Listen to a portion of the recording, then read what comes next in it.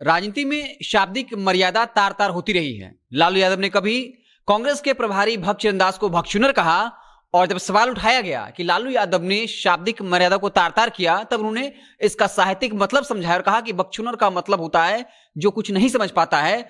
और उसके बाद एक के बाद एक, चाहे वो बिहार की उप मुख्यमंत्री रेणु देवी हो, उन्होंने एक नेता के लिए हरामजादा शब्द का प्रयोग किया और अब शायद वो आकर मीडिया में फिर इसका कोई शाब्दिक और दार्शनिक अर्थ बता दें। लेकिन इसी बीच एक बड़ी खबर यह है कि जीतन राम मांझी की बहू दीपा मांझी ने सोशल मीडिया के जरिए तेजस्वी यादव पर हमला किया है और उनके लिए एक शब्द का इस्तेमाल किया है जो आपत्तिजनक हो सकता है। और एक ऐसे ही शब्द का इस्तेमाल उन्होंने लालू यादव की बेटी रोहिणी आचार्य के लिए किया था और उन्हें लबरी कहा था।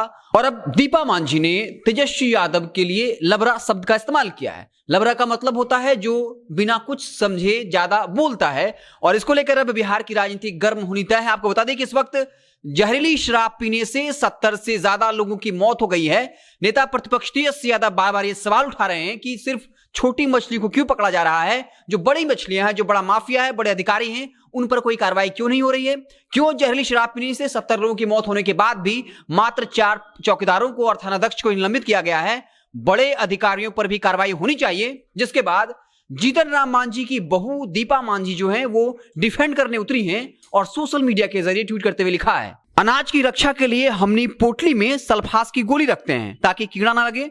अब कोई ओकरा खाएगा तो एह में सरकार का करेगा।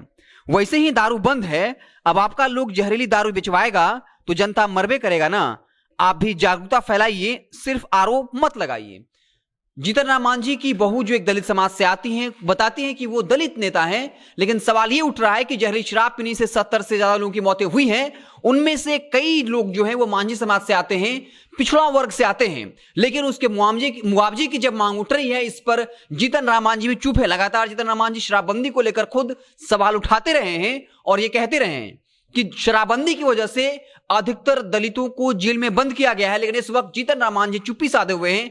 लगातार चिराग पासवान जैसे नेता, वाम दल ये सवाल उठा रहे हैं कि जो लोग मरे हैं उन्हें मुआवजा मिलना चाहिए, लेकिन इस वक्त जीतन राम मांझी चुप हैं। उनकी बहू दीपा मांझी इस वक्त जो है नीतीश कुमार को डिफेंड करने में लगी हैं।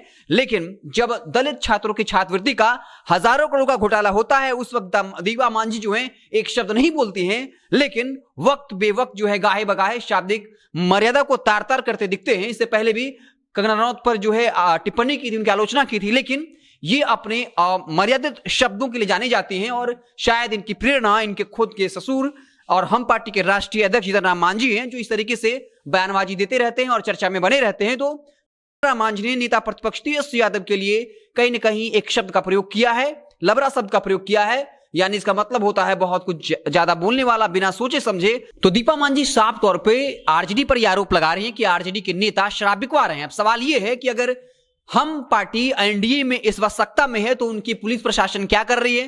क्या सिर्फ राजनीति में बिना साक्ष्य और प्रमाण के इसी तरीके से आरोप प्रत्यारोप चलता रहेगा और शब्दों की मर्यादाएं तार तार होती रहेंगी? जो बुनियादी मुद्दे हैं, चाहे वो स्वास्थ्य हो, शिक्षा हो, बेरोजगारी हो, और इस वक्त जब जहरीली शराब पीने से 70 से ज्यादा लोगों की मौत हुई है, लेकिन उसके ना कोई मुआवजा की मांग कर रहा है और ना कोई बड़े मछली को फंसाने की बात कर रहा है कि आखिर ऐसा क्यों हुआ है, कौन इतने लोगों की मौत के लिए जिम्मेदार है।